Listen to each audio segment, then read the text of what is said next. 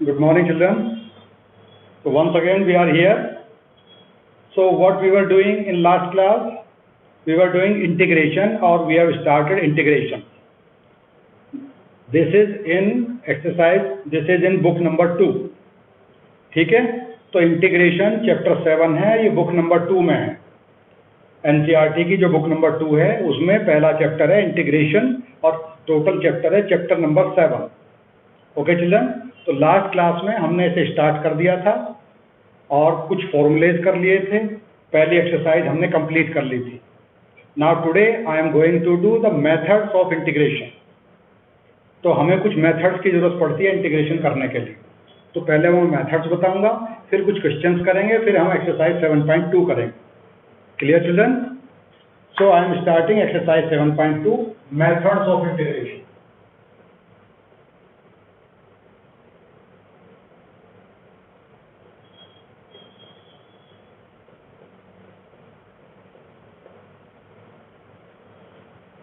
तो methods of integration में क्या करना होता है, मैं एक क्वेश्चन ही ले रहा हूं पहले शुरू में।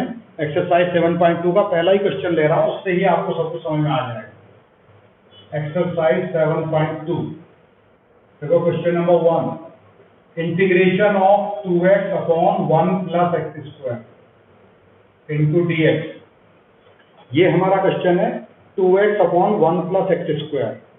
तो हमें इसमें करना क्या होता है कि क्वेश्चन में ऐसी एक टर्म होती है हमारे पास जिसका डिफरेंशिएशन क्वेश्चन में ही गिवन होता है। ठीक है चिल्ड्रन? तो पहले हमें वो टर्म फाइंड करनी होती है कि वो टर्म क्या है जिसका डिफरेंशिएशन, याद रखो हम क्वेश्चन कर रहे हैं इंटीग्रेशन का, लेकिन क्वेश्चन में हमें ढूंढना क्या है कि उस टर्म का डिफरेंशिएशन क्वेश्चन में ही प्रेजेंट है। ठीक है, तो मैं 1 प्लस एक्स स्क्वायर को लेट कर रहा हूं, let 1 plus x square is equal to T. ठीक है, 1 plus x square is equal to T. अब x के रेस्पेक्ट इसका डिफरेंशिएशन करते हैं जरा। तो ये हो गया 1 का 0 हो गया, एक्स स्क्वायर का 2x हो गया और t का डिफरेंशिएशन dt बाई dx। ये बात समझ में आई चिल्ड्रन?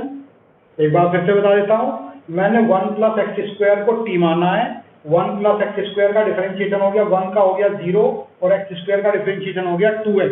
ठीक है, और t का differentiation dt upon dx, x के रेस्पेक्ट कर रहे हैं। ये dx इधर आ जाएगा क्रॉस मल्टीप्लाई होकर, तो 2x dx is equal to dt। ये क्लियर हो गया? अब जरा क्वेश्चन में आ जाओ।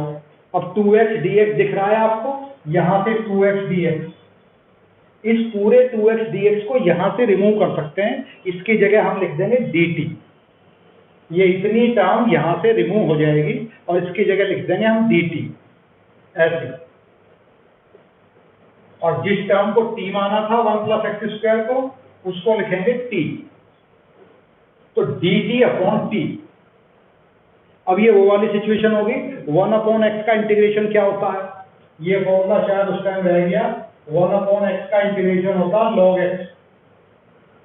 ठीक है, क्योंकि log x का डिफरेंशिएशन होता है 1 अपॉन एक्स, तो 1 अपॉन एक्स का इंटीग्रेशन हो जाएगा log x। ये बात याद रहेगी? Okay, similarly 1 upon under root X, under root X का डिफरेंशिएशन छोड़ो, उस बात को अभी नहीं करते हैं। 1 अपॉन एक्स का इंटीग्रेशन log x, जिसकी जब जरूरत पड़ेगी उसको उसी टाइम करेंगे। Clear children? तो अब इस सिचुएशन में क्या करेंगे, अब हमारे पास 1 अपॉन टी वाली टर्म आ गई, तो इसका इंटीग्रेशन क्या बन जाएगा, 1 अपॉन टी का इंटीग्रेशन हो जाएगा log t ऐसे। Clear children? तो 1 अपॉन टी का इंटीग्रेशन log t। अब t की वैल्यू पुट कर देंगे लास्ट में, और यहां प्लस c लगाना जरूरी है।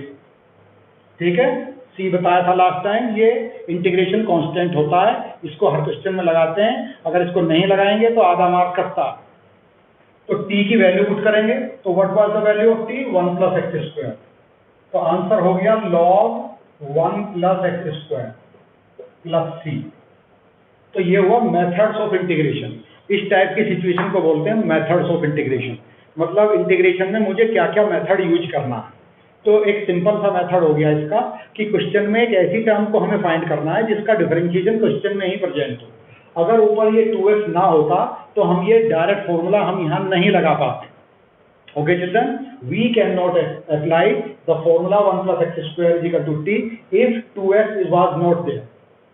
ठीक है, अगर 2x यहाँ नहीं होता तो 1 plus x square को हम t मानने की जरूरत हमें नहीं थी। ओके, तो ये हुआ मेथड्स ऑफ इंटीग्रेशन से क्वेश्चन। तो हमें हर क्वेश्चन में ऐसी टर्म ढूंढनी है, ऐसी टर्म को फाइंड करना है जिसका डिफरेंशिएशन क्वेश्चन में ही प्रेजेंट होता। ओके, तो एक और क्वेश्चन देखते हैं, उसमें देखते हैं।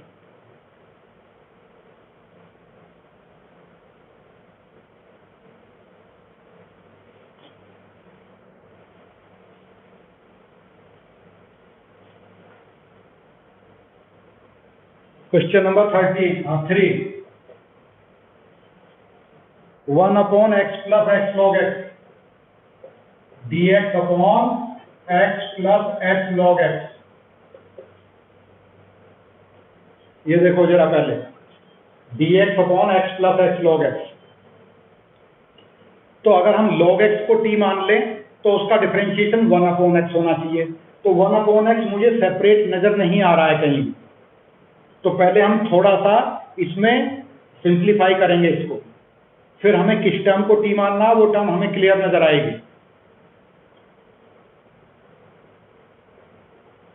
x common 1 plus log x। ठीक है, अब जरा देखो log x को अगर हम t मान लेते हैं तो log x का डिफरेंशिएशन होता है 1 अपॉन x। तो 1 अपॉन x सेपरेट टर्म अब हमारे पास हो गई। यहाँ से अब हमारे पास 1 upon x totally separate term है। पहले यहाँ x दो जगह लिखा हुआ था तो हमने x कॉमन ले लिया, तो log x का डिफरेंशिएशन होता है 1 अपॉन x। तो अब हम क्या काम करेंगे, 1 प्लस log x को t मानेंगे, पूरा 1 प्लस log x को t मान लेंगे। तो 1 क्यों ऐड कर रहे हैं हम इसके साथ, 1 इसलिए कर रहे हैं क्योंकि 1 का डिफरेंशिएशन तो 0 हो ही जाएगा। तो जितनी भी बड़ी टर्म हो सकती है उसको हम t मानने की कोशिश करते हैं। तो let 1 plus log x is equal to t। 1 का डिफरेंशिएशन 0 और log x का 1 अपॉन x और t का dt बाई dx। ठीक है, ये dx क्रॉस मल्टीप्लाई होकर हमेशा इधर आ जाता है। अब मैं आगे हर स्टेप में dx को इधर ही लिखूंगा। Okay, her bar dt by dx नहीं लिखेंगे, dx को इधर ही लिखेंगे हर बार हम। तो dx upon x is equal to dt। तो अब यहां ध्यान दो, तो dx अपॉन x की पूरे की वैल्यू क्या बन गई, dt, और 1 प्लस log x क्या बन गया, t। तो अब ये बन गया dt अपॉन t, ऐसा बना ये। अब फिर से वही आंसर जो पिछले वाले क्वेश्चन में था, 1 अपॉन t का मतलब 1 अपॉन x। 1 अपॉन x का इंटीग्रेशन मैं एक बार फिर से लिख दे रहा हूं, 1 upon x dx is equal to log x। ठीक है, तो 1 अपॉन t का integration log t plus c। t की value, what was the value of t, 1 plus log x, log 1 plus log x।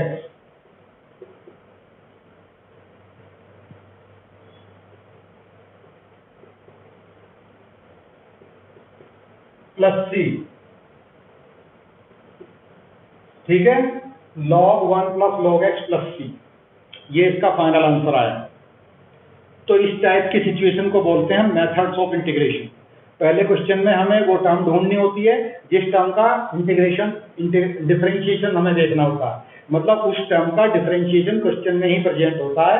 पहले उस टर्म को हम find out करते हैं, उसका डिफरेंशिएशन करते हैं, फिर उसमें हम एडजस्टमेंट करते हैं और एडजस्ट करके उस क्वेश्चन को पूरे क्वेश्चन को टी में कन्वर्ट करते हैं।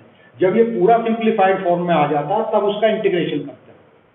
ओके चिल्ड्रन, डिफरेंशिएशन में क्या था कि जैसा भी क्वेश्चन हमें मिला उसके अकॉर्डिंग ही हम उसका डिफरेंशिएशन करना शुरू कर देते हैं। कितना ही बड़ा क्वेश्चन हो उसका डायरेक्ट डिफरेंशिएशन हो जाता है, क्योंकि वहां हमारे पास प्रोडक्ट रूल भी होता है, क्वोशिएंट रूल भी होता है, चेन रूल भी होता है। इंटीग्रेशन में इस टाइप के रूल नहीं होते। तो यहाँ क्या काम करना होता है, पहले क्वेश्चन को कंबाइंड फॉर्म में, कंपोजिट फॉर्म में, यानी कि स्मॉल फॉर्म में पहले कन्वर्ट करना होता है। Clear? Now start next question.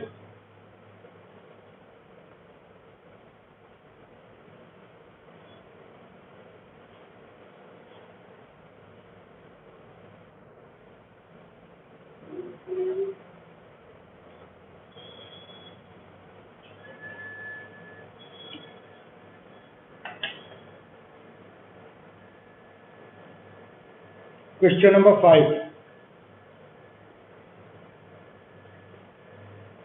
Sign a x plus b cos a x plus B.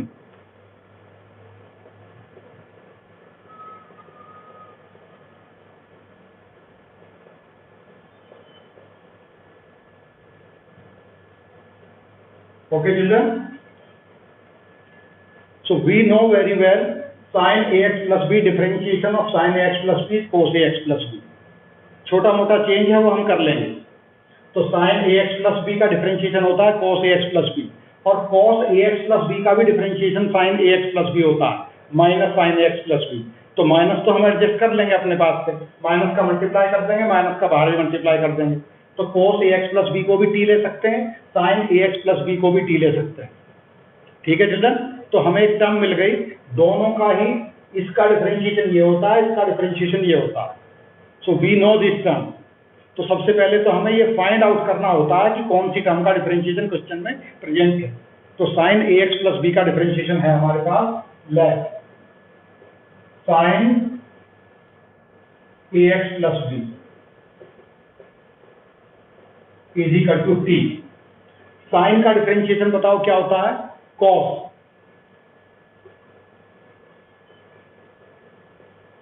अब चेन रूल से ax का डिफरेंशिएशन बताओ। 10th क्लास नहीं, 11th क्लास में आप लोगों ने चेन रूल किया था, 12th में भी किया था चेन रूल। तो साइन ax प्लस बी का डिफरेंशिएशन क्या हो गया, cos ax प्लस बी, फिर ax का डिफरेंशिएशन इंटू a, ठीक है, और is equal to dt by dx। और मैंने लास्ट टाइम बोला था इस dx को यहां लिखना होता है, ठीक है, तो मैं इसको डायरेक्टली यहां लिख देता हूं, इधर dt और इधर dx। तो बताओ यहाँ sin ax प्लस b को तो मैंने t मान लिया, इसको cos ax प्लस b भी आ गया हमारे पास, ये वाली टर्म भी एडजस्ट हो गई, इसके साथ dx भी है, dx भी एडजस्ट हो गया। तो क्या एक्स्ट्रा टर्म है हमारे पास, व्हाट इज एक्स्ट्रा टर्म? तो a टर्म हमारे पास एक्स्ट्रा है, ये a जो है, ये जो दिख रहा है आपको सिंगल a, ये एक्स्ट्रा है। इस एक्स्ट्रा टर्म को आप उधर ले जाएंगे डिनोमिनेटर में। ओके, तो पहले इस टर्म को डिनोमिनेटर में ले जाएंगे, cos ax plus b into dx is equal to dt by a। So this term we have totally, ये पूरी की पूरी टर्म हमारे पास है। तो इस पूरे की जगह लिख लेंगे हम dt by a, इस पूरे को यहां से हटा देंगे और इसकी जगह लिखेंगे dt by a। ये टर्म t हो गई और ये टर्म हो गई dt by a। तो t and dt by a ऐसे। तो एक जो कांस्टेंट टर्म होती है उसे जनरली हम बाहर लिखते हैं। तो take a outside, 1 upon a outside t dt। Okay, तो 1 upon a t square by 2 plus c, 1 upon a t square by 2 plus c। What was t? अब t की लास्ट में वैल्यू पुट कर देंगे। Sine ax plus b was equal to t, ठीक है। तो 1 upon a outside sine ax plus b whole square plus c। Okay, whole square, यहां square लिखेंगे इसका, sine square ax plus b dividing by a plus c। यह children, तो ये इसका फाइनल आंसर हो गया। तो आपकी समझ में आ गया होगा, आप 2-3 क्वेश्चन करने के बाद आपकी बात समझ में आ गई होगी। साइन ax प्लस b को t माना, उसका differentiation cos ax plus b हो गया। फिर एक्स्ट्रा टर्म क्या है, a को उधर ले गए डिनोमिनेटर में, तो dt बाई a, इस पूरे की जगह dt बाई a लिख सकते हैं। तो क्वेश्चन ये हो गया, a को बाहर लिखने के बाद t dt, और t का integration t square by 2 plus c, और 1 upon a outside. Okay children, तो ऐसा ही क्वेश्चन और करते हैं।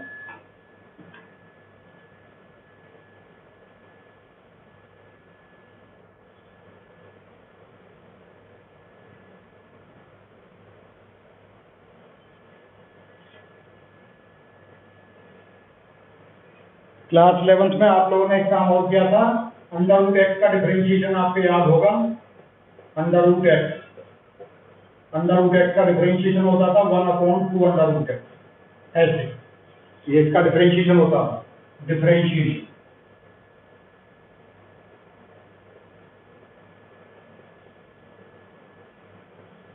इसका मतलब 1/2 अंडर रूट एक्स का इंटीग्रेशन, ये टर्म बनेगी अंडर रूट एक्स। ये बात समझ में आई बेटा? एक बार फिर से बता देता हूँ, अंडर रूट एक्स का डिफरेंशिएशन क्या था? 1/2 अंडर रूट एक्स, और 1/2 अंडर रूट एक्स का इंटीग्रेशन लेंगे तो ये अंडर रूट एक्स आएगा। अगले क्वेश्चन में इसकी जरूरत पड़ रही है, तो क्वेश्चन नंबर 10 देखो जरा। Question number 10, 1/x minus under root X dx upon x minus under root X. ठीक है, तो यहां हमें क्लियरली ये टर्म नजर नहीं आ रही है, कैसे एडजस्ट करें इस चीज को। इसमें से भी हम कॉमन ले सकते हैं। This x can be written under root X into under root X, under root x minus under root X. इसको हम ऐसे लिख सकते हैं, क्योंकि under root X into under root X X बन जाएगा। Take under root X common, under root x minus 1 into D X. ठीक है, अब ऊपर देखो आप, अंडर रूट एक्स का डिफरेंशिएशन क्या होता है? 1/2 अंडर रूट एक्स। तो इस 2 को तो हम एडजस्ट कर लेंगे डिवाइड मल्टीप्लाई करके। डिनोमिनेटर में अंडर रूट एक्स होना चाहिए, तो मैं इस अंडर रूट एक्स को अगर टी मान लेता हूं तो उसका डिफरेंशिएशन ये है हमारे पास। ठीक है, तो take under root x minus 1 is equal to T, under root x minus 1 is equal to T. तो अंडर रूट एक्स का differentiation 1/2 under root X dx, और 1 का डिफरेंशिएशन 0 हो गया, उसे मैं लिख नहीं रहा हूं, is equal to dt। Under root X का डिफरेंशिएशन 1/2 अंडर रूट एक्स, और 1 का डिफरेंशिएशन 0 और t का डिफरेंशिएशन dt। तो बार बार मैं dx उधर नहीं लिख रहा हूं, क्रॉस मल्टीप्लाई करके हर बार मैं इधर लिखूंगा। तो 1/2 under root X into D X is equal to dt। So this, इसको रिप्लेस कर लेंगे यहाँ पे, तो dx upon under root X is equal to 2dt। तो मैं दोबारा से लिख दे रहा हूं, dx upon under root X is equal to 2dt। ठीक है, तो उसे लिखूंगा 2dt upon under root x minus 1 को लिखा t। ठीक है, तो 1/t का integration log t, you all know very well, integration of 1/t log t। तो 2 outside log t plus c। What was t? We have taken t. What we have taken t?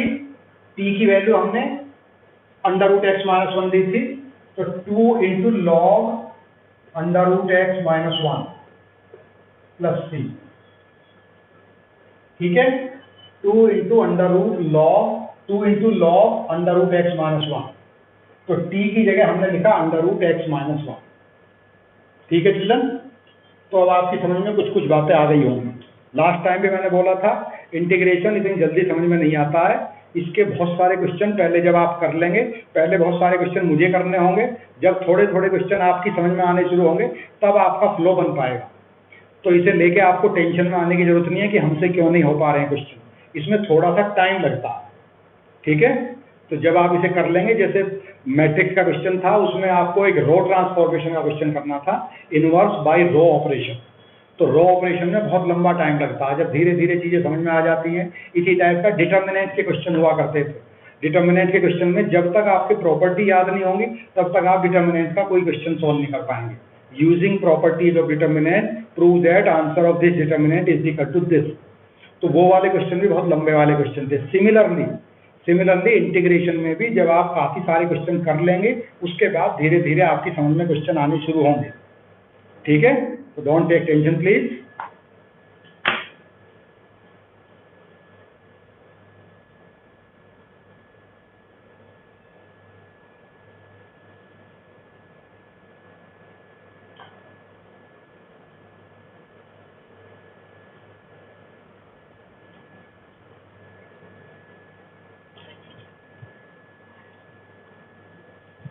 Question number 13 children. Question number 13. X square upon 2 plus 3x cube whole cube. X square upon 2 plus 3x cube whole cube into dx. Okay.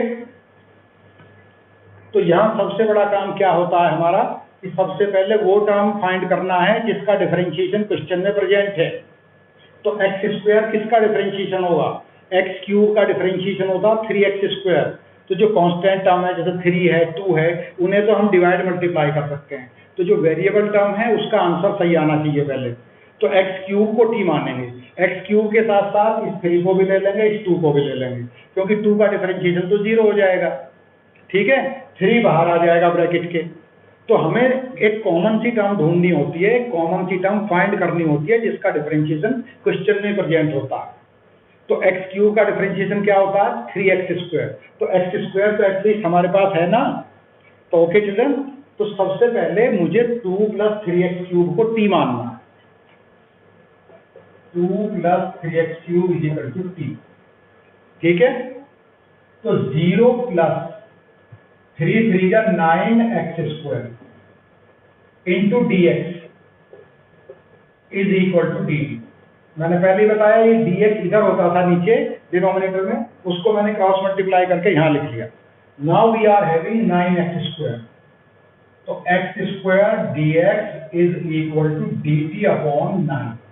ऐसे ये 9 यहां चला गया। अब हमारे पास x square है ऊपर, इसको अब रिप्लेस कर लेंगे यहां। x स्क्वायर इंटू dx को अब यहां से हटा देंगे, उसकी जगह लिखेंगे dt/9। ओके चिल्ड्रन, तो इसकी जगह लिखो dt/9। 1/9 आउटसाइड, ऊपर पूरा dt हो गया, और इस पूरी टर्म को आपने t माना था, तो t⁻3। अब ये क्वेश्चन t में ऐसे कन्वर्ट हो गया।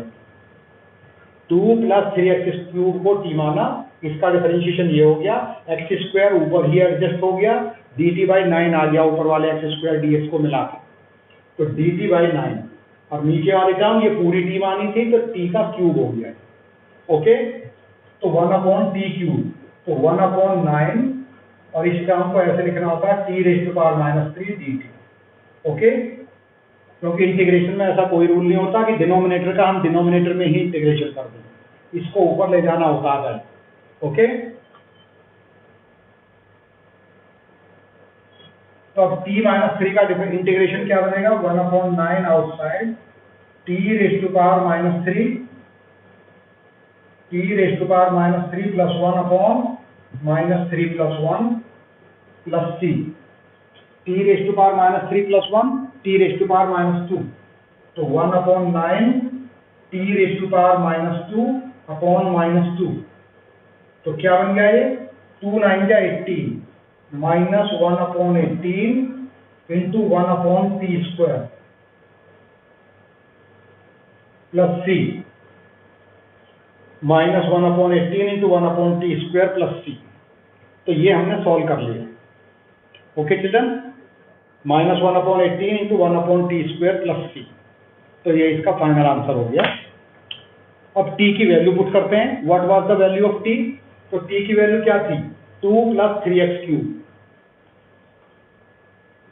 So 1/18 outside, 2 + 3x³ और इसका होल स्क्वायर प्लस c। ये इसका आंसर हुआ। ओके चिल्ड्रन, तो final answer of this question 1/18 1/2 + 3x³ whole square plus c। Okay, तो do one more question.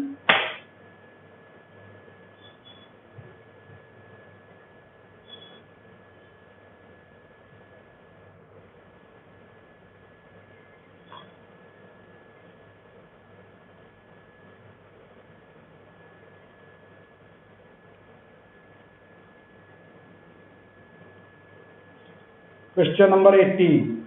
e⁻tan−1x upon 1 + x²। Question number 18 children. e⁻tan−1x upon 1 + x² dx।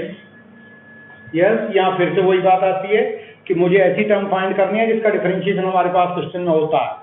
तो मैंने आपको last time कुछ फॉर्मूले याद दिलाए थे। tan−1x का डिफरेंशिएशन क्या होता है, जरा बताओ मुझे। d/dx of tan−1x = 1/1 + x²।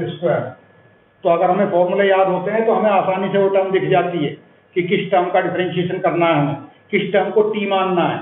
तो अब यहाँ क्लियर हो गया, tan इनवर्स x को टी मानेंगे, तो take tan inverse x equal to T, क्योंकि उसका डिफरेंशिएशन 1/1 प्लस एक्स स्क्वायर होता है जो डिनोमिनेटर में लिखा हुआ है। ओके, तो tan इनवर्स x को टी मानेंगे, उसका डिफरेंशिएशन है 1/1 plus x square dx। Okay children, तो take tan inverse x equal to t, let tan inverse x is equal to t 1/1 plus x square dx is equal to dt। ठीक है, तो इस पूरे की जगह आप dt लिखेंगे, इस पूरे की जगह आप dt लिखेंगे और ये बन जाएगा e raise to power t। तो ये हो गया e raise to power t dt। ऐसी सिचुएशन हो गई है पूरी। ठीक है चिल्ड्रन, तो e raise to power t का इंटीग्रेशन क्या हुआ, e raise to power t।